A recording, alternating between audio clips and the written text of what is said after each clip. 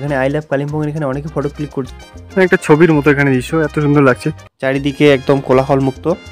এখানে দেখতে পাচ্ছেন বিলুপ্ত প্রাণীগুলোর এখানে দেখুন বিভিন্ন রং বেরঙের ফুল লাগিয়েছে।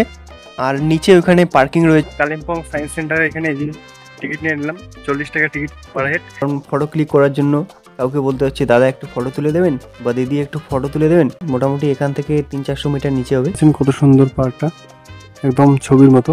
আর এখানে 3টা টেলিকম টাওয়ার রয়েছে। ওদের ডেলো পার্কের এখানে দেখতে পাচ্ছেন টিকিট নিয়ে নিলাম 20 টাকা পার হেড। কত সুন্দর একটা পাহাড়। বন্ধুরা কালিম্পংয়ের এনবিএসটিসি বাস স্ট্যান্ডের ঠিক পাশেই এখানে একটা স্কুল নাই, আমার একটা কম্পিটিশন কিছু একটা হচ্ছে, তো আমি সামনে থেকে দেখার চেষ্টা করছি আর ভিডিও দেখছি, ভালো লাগছে দূর থেকে।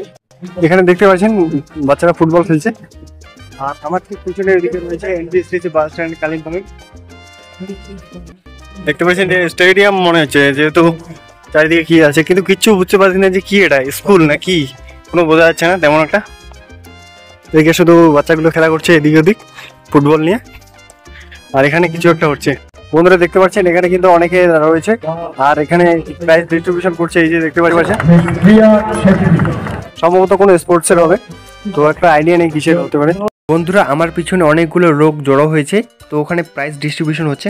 বন্ধুরা মেলা গ্রাউন্ড থেকে কত সুন্দর একটা পাহাড় দেখা যাচ্ছে, আর এখানে একটা নতুন বিল্ডিং কনস্ট্রাকশন হচ্ছে। বন্ধুরা কালিম্পংয়ের এনবিএসটিসি বাস স্ট্যান্ড থেকে এখানে 10 টাকা ভাড়া নিল পাশে, মোটামুটি 7.5 কিলোমিটার হবে। দেখতে পাচ্ছেন এটা হচ্ছে ডেলো পার্ক। এই দিকে লাইন ধরে আমাকে প্রথমে টিকিট কাটতে হবে। বন্ধুরা ডেলো পার্কের এখানে দেখতে পাচ্ছেন টিকিট নিয়ে নিলাম 20 টাকা পার হেড।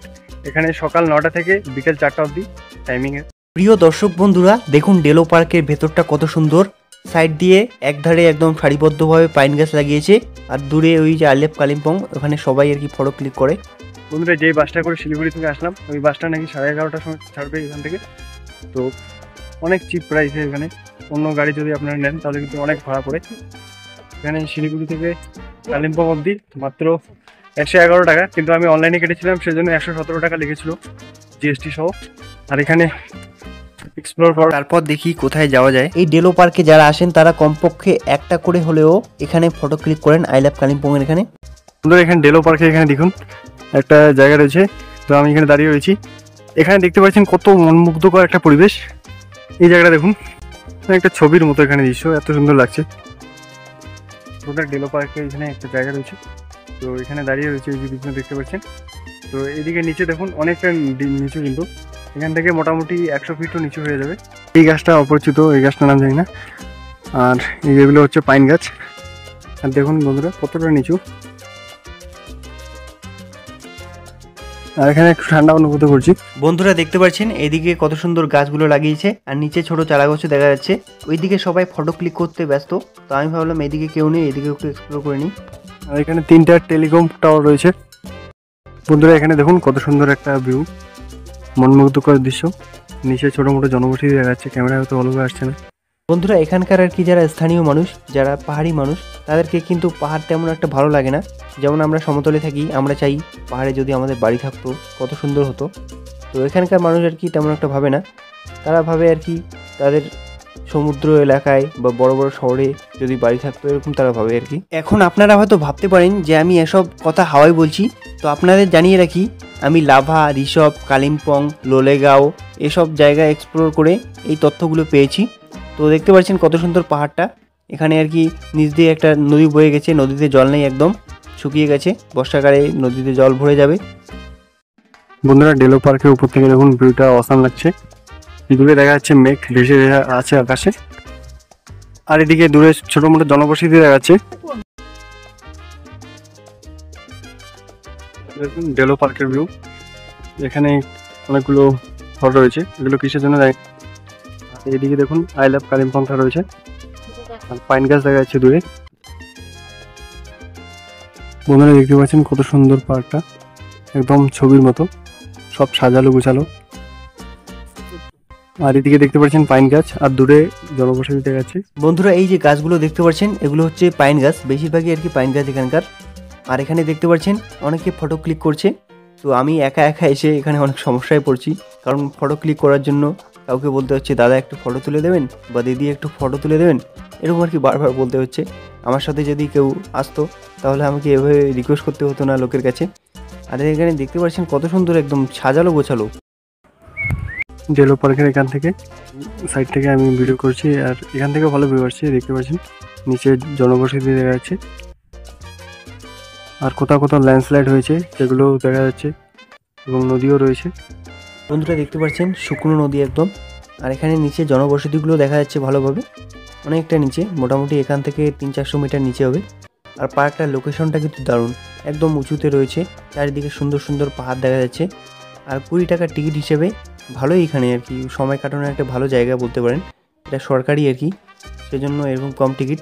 যদি প্রাইভেট সেক্টরে হাতে এটা দিত কমপক্ষে 100 টাকার মতো টিকিট হতো। আর দূরে দেখতে পাচ্ছেন পাইন গাছগুলো সারিবদ্ধভাবে লাগিয়েছে, কত সুন্দর লাগছে এখানকার পরিবেশ। এই ফুলগুলো বিশেষ ধরনের এক ধরনের ফুল। এখানে আই লাভ কালিম্পংয়ের এখানে অনেকে ফটো ক্লিক করছে, আমি অনেকক্ষণ ওয়েট করার পর ওখানে ফটো ক্লিক করার সুযোগ পেলাম। আর এদিকে দেখতে পাচ্ছেন একদম মেঘগুলো দেখা যাচ্ছে দূরে দূরে, আর এখানে গাছগুলো এত সুন্দর সুন্দরভাবে লাগিয়েছে। দেখতে পাচ্ছেন একে বেঁকে রাস্তা উপরে উঠে গেছে, আর যে গাছগুলো দেখতে পাচ্ছেন এগুলো হচ্ছে পাইন গাছ।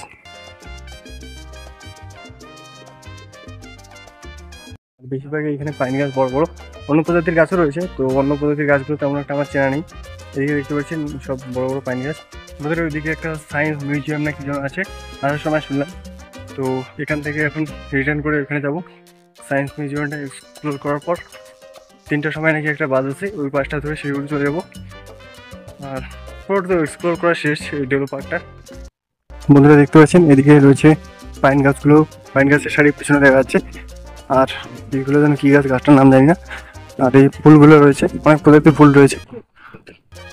আই লাভ কালিম্পংয়ের এখানে অনেক ভিড়, অনেকক্ষণ দাঁড়ার পর একটা ফটো তোলার চান্স পাওয়া যায়। সেজন্য এখানে বেশি কোনো লেট করে লাভ নেই, যে কটা তোলা হয়েছে। বন্ধুরা কালিম্পং সায়েন্স সেন্টারে এখানে টিকিট নিয়ে নিলাম, 40 টাকা টিকিট পার হেড। আর যদি গাড়ি থাকে তাহলে 100 টাকা, মানে 4 চাকার গাড়ি। বন্ধুরা আমি এখন রয়েছি কালিম্পং সায়েন্স সেন্টারে। এখানে দেখতে পাচ্ছেন, এখানে দেখুন বিভিন্ন রং বেরঙের ফুল লাগিয়েছে, আর নিচে ওখানে পার্কিং রয়েছে দেখতে পাচ্ছেন। 4 চাকা গাড়ির জন্য 100 টাকা করে, আর 2 চাকার জন্য 50 টাকা পার্কিং। আর এখানে দেখতে পাচ্ছেন অনেক বড় বড় ঘর রয়েছে, এখানে বিভিন্ন ধরনের অ্যাক্টিভিটি হয়, 3D অ্যাক্টিভিটি। আর এইদিকে দেখতে পাচ্ছেন বিভিন্ন ধরনের বিনোদনের জিনিস দিয়েছে। এই কালিম্পং সায়েন্স সেন্টার প্রতিদিন 10টা থেকে 4:30 অবধি খোলা থাকে, তবে রবিবার শুধুমাত্র 24 ঘন্টা খোলা থাকে। এখানে দেখতে পাচ্ছেন বিলুপ্ত প্রাণীগুলোর স্ট্যাচু তৈরি করে রেখেছে, যেমন এখানে ডাইনোসরের স্ট্যাচু। এখান থেকে তো কালিম্পং সায়েন্স সেন্টার থেকে পুরো কালিম্পং শহরটা দেখা যাচ্ছে, দেখতে পাচ্ছেন একদম ঘনবসতিপূর্ণ এলাকা। এখানে দেখতে পাচ্ছেন একটা ভয়ঙ্কর ডাইনোসরের স্ট্যাচু দিয়েছে, আর এখানে ম্যাপটাতে বুঝিয়ে দেওয়া রয়েছে আগে আর কি কোন কোন জায়গায় পৃথিবীর ডাইনোসরের অস্তিত্ব ছিল। আর এখানে বিভিন্ন ধরনের ফুলের গাছ রয়েছে রং বেরঙের। আর এখানে যতগুলো স্ট্যাচু দেখতে পাচ্ছেন বেশিরভাগই কিন্তু ডাইনোসরের বিভিন্ন প্রজাতি রয়েছে, সেই প্রজাতিগুলো স্ট্যাচু দিয়ে দিয়েছে। আর এই কালিম্পং সায়েন্স সেন্টারটা রবিবার 24 ঘন্টা খোলা থাকে, সোমবার সম্পূর্ণরূপে বন্ধ থাকে, মঙ্গলবার থেকে শনিবার অবধি সকাল 10টা থেকে 4:30 অবধি খোলা থাকে। আর এখানে 3D অ্যাক্টিভিটি হয়, একটা 100 টাকার চার্জ স্পেস থিয়েটারের, আর একটা রয়েছে এমনি থিয়েটার 3D, ওটা 50 টাকা চার্জ। এছাড়াও 4 চাকার গাড়ির জন্য 100 টাকা পার্কিং, আর 2 চাকার জন্য 50 টাকা পার্কিং। আর এখানে দেখতে পাচ্ছেন এখানে দাঁড়িয়ে আর কি অনেকে রিলস বানায়, ক্যামেরাটা চারিদিকে ঘোরে, এরকম আর কি আমি করেছিলাম মিরিকে। তবে মিরিকের ওখানকার আর এখানকার মধ্যে একটা পার্থক্য হচ্ছে, মিরিকের ওখানে লেক রয়েছে আর এখানে চারিদিকে পাহাড় রয়েছে, এটাই পার্থক্য। আর এখানে দেখতে পাচ্ছেন কত সুন্দর সুন্দর পাহাড় দেখা যাচ্ছে, একদম নিস্তব্ধ একটা পরিবেশ, চারিদিকে একদম কোলাহল মুক্ত। বন্ধুরা দেখুন কালিম্পংয়ের এখানে কালিম্পং সায়েন্স সেন্টারের পাশাপাশি এলাকায় এখানে প্যারাগ্লাইডিং হচ্ছে। কালিম্পং সায়েন্স সেন্টার যে রয়েছে তার পাশে এরকম প্যারাগ্লাইডিং এর জায়গা রয়েছে। বন্ধুরা এখানে লেখা রয়েছে হিন্দিতে ত্রিরত্ন বুদ্ধ পার্ক, হিন্দি কি নেপালি জানি না, কিন্তু অনেকটা একই সিমিলার। আর এখানে দেখতে পাচ্ছেন গৌতম বুদ্ধের স্ট্যাচু রয়েছে, আর এদিকেও একটা স্ট্যাচু রয়েছে। ধূম্রপান নিষেধিত ক্ষেত্র। আর এখানে তিব্বেতিয়ান স্ক্রিপ্চারে লেখা রয়েছে তিব্বেতিয়ান ল্যাঙ্গুয়েজে। বন্ধুরা এখানে বুদ্ধ পার্কের এখানে বিভিন্ন প্রজাতির ফুলের গাছ রয়েছে, এছাড়াও অনেক চারা গাছ রয়েছে, মানে ফুলের গাছ রয়েছে, এছাড়াও যে চারা গাছ হয় যেগুলো ফুল ছাড়া গাছ, ওরকমও গাছ রয়েছে এখানে। এখানে দেখতে পাচ্ছি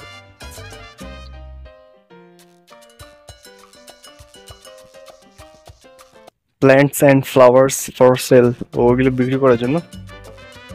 আর এখানে দেখুন ইন্ডিয়ার একটা মানচিত্র তৈরি করে রেখেছে।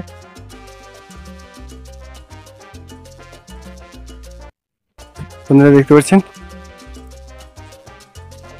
চারিদিকে একটা স্ট্যাচু রয়েছে গৌতম বুদ্ধের। আমি ত্রিরত্ন বুদ্ধ পার্ক থেকে হেঁটে হেঁটে আসার সময় এখানে একটা ভালো ভিউ পেলাম। দেখতে পাচ্ছেন কত সুন্দর পাহাড়টা। এই মুহূর্তে আমি আছি সাকিয়া মোনাস্ট্রি। দেখতে পাচ্ছেন তিব্বেতের ল্যাঙ্গুয়েজে লেখা রয়েছে। আর এখানে মোনাস্ট্রিতে যারা আর কি থাকেন তাদের রুম এগুলো 1 2 3 4 5 তলা বিশিষ্ট। আর এই দেখতে পাচ্ছেন পুরো কালিম্পং শহরটাকে দেখা যাচ্ছে এদিক থেকে। আর নিচে এখানে ফুটবল খেলছে। বন্ধুরা আমি এখন সাকিয়া মোনাস্ট্রি এখানে আছি। এই দেখতে পাচ্ছেন এদিকে 3 তলা রয়েছে। আর ঠিক এদিকে নিচে দেখুন এখানে বাচ্চারা খেলা করছে। 3টা তলা, তারপরে উপরে 3টা তলা আরো। ঠিক 6 তলার উপরে দেখুন একটা সিম্বল রয়েছে চাকার। ওটা হচ্ছে বৌদ্ধ ধর্মের সিম্বল। সনাতন ধর্মে যেমন ওম সিম্বল থাকে, ঠিক বৌদ্ধ ধর্মে এরকম একটা সিম্বল থাকে চাকার মতো। আর এখানে দেখতে পাচ্ছেন কত সুন্দরভাবে এই মনাস্ট্রিটা তৈরি করেছে। এখানে আর কি বাচ্চারা ছোটবেলা থেকেই থেকে যান সাংসারিক জীবন ত্যাগ করে। এটা হচ্ছে সাকিয়া মনাস্ট্রি। কালিম্পং আগে একটা মহকুমা ছিল দার্জিলিং জেলার, তবে প্রশাসনিক সুবিধার জন্য 2017 সালে দার্জিলিং থেকে কালিম্পং একটি পৃথক জেলা হিসেবে স্বীকৃতি লাভ করে।